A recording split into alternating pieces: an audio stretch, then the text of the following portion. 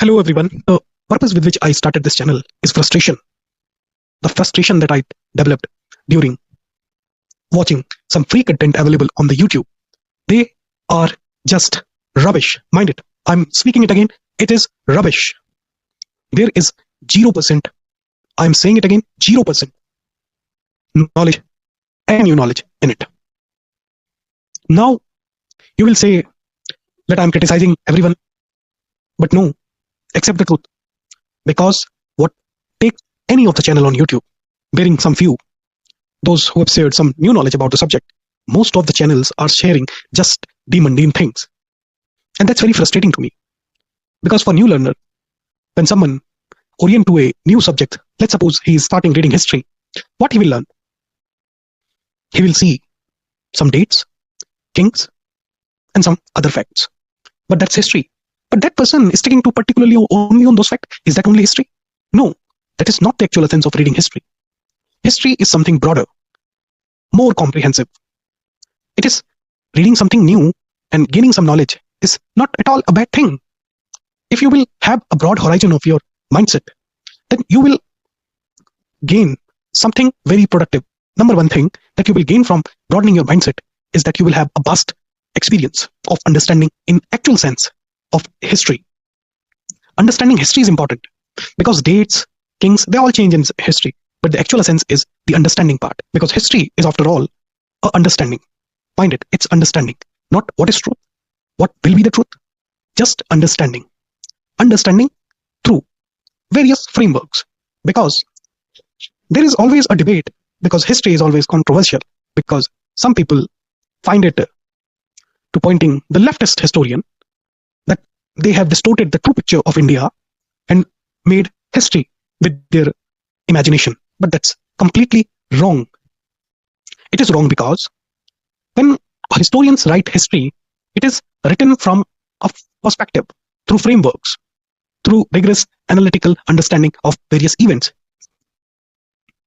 So it is not like completely that historians shut and started writing on the history through their own imagination. That's completely wrong. Rather, rigorous analytical method, research, looking various disciplines and gaining understanding from other sources. It's a very detailed exercise of writing history. It's very systematic. Because yet, India is a diverse country.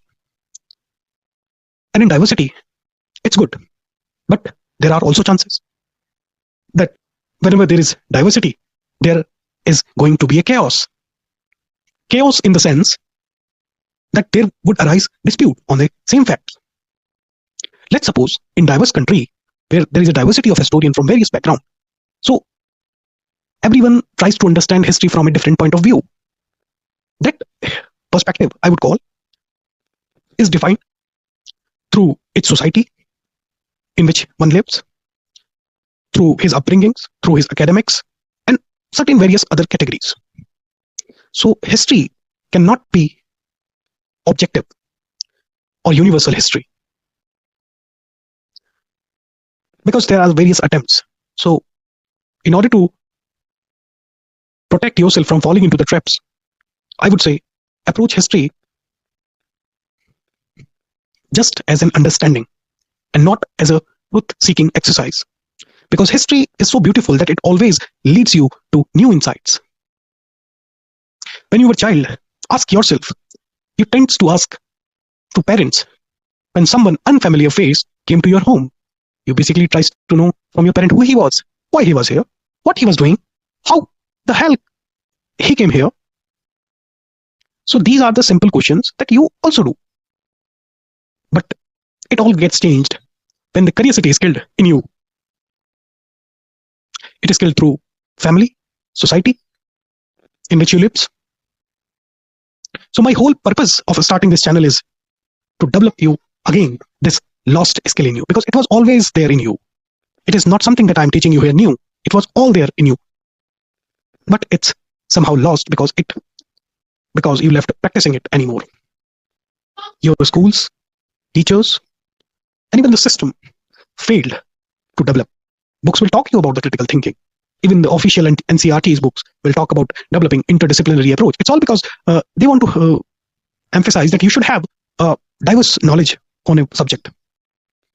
They want you that you should discard the mugging, this rotting approach in learning history or knowing the subject.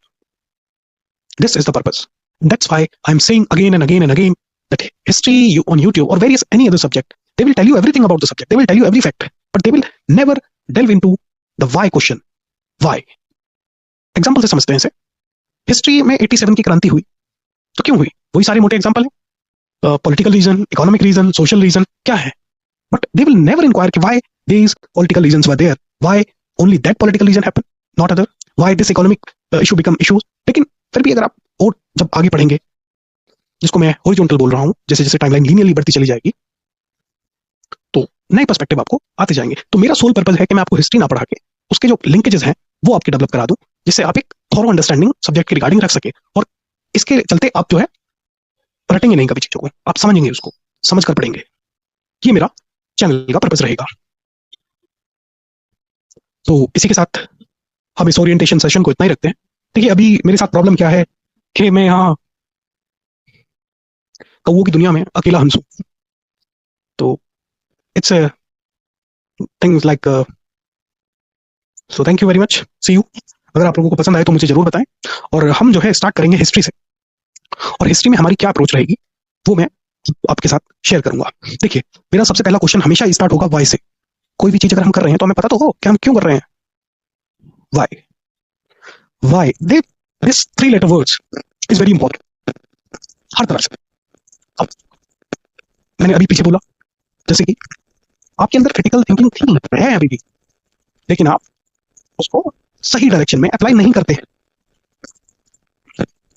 अब हमेशा पूछते हैं, अब एक सवाल ले लीजिए, आपसे कहें कि हम क्यों पढ़ रहे हैं, यही सवाल आता है आपके मन में, हम क्यों पढ़े, वाई, क्यों खाए, वाई, क्यों सोए, अगेन वाई,